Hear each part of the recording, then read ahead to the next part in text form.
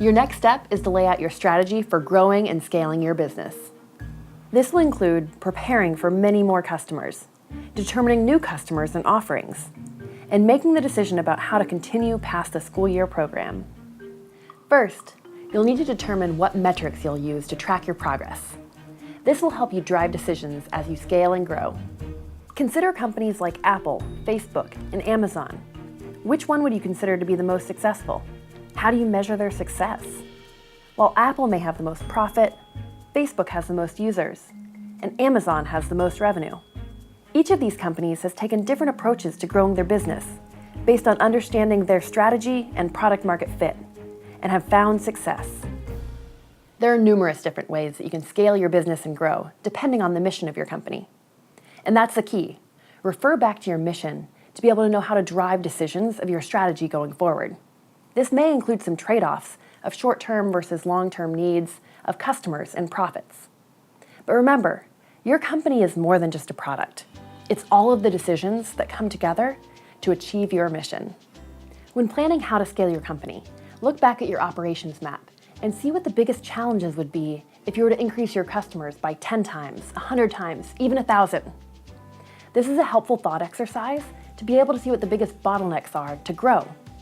That may take many forms, whether it be acquiring customers, developing partnerships, manufacturing your product, or many others. When planning your growth and scalability, consider your current customers and your current offering. Refer back to your mission to consider what other customers you may be able to serve with your offering, or what other offerings would allow you to continue solving the needs of your customer. Once you've sold lots of your product to your target customer, you'll expand to new customer segments.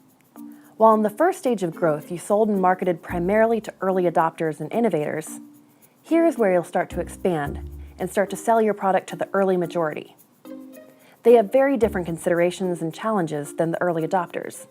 Majority customers require a lot more proof of the value of your offering, their testimonials, and brand credibility. Next, your company can provide more value to your customers with new offerings that solve their needs. Many companies start off selling just one product or device, but then expand to take market control of all products in that industry that align with their mission. The most difficult stage of growth is then to expand your new products to new markets and new customers. This will require you to be much more established. Consider Amazon. They started with a very clear customer and offering before expanding to where they are today.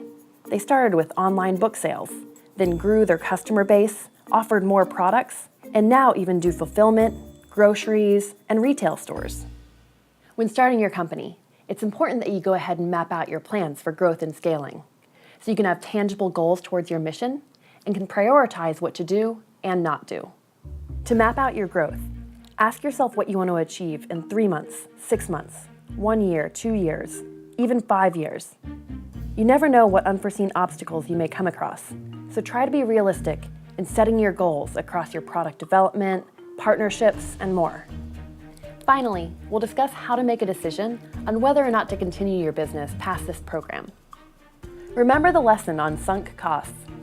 This applies to your business as a whole in addition to financials. It can be tempting to continue pouring time and energy into a business that just isn't making progress.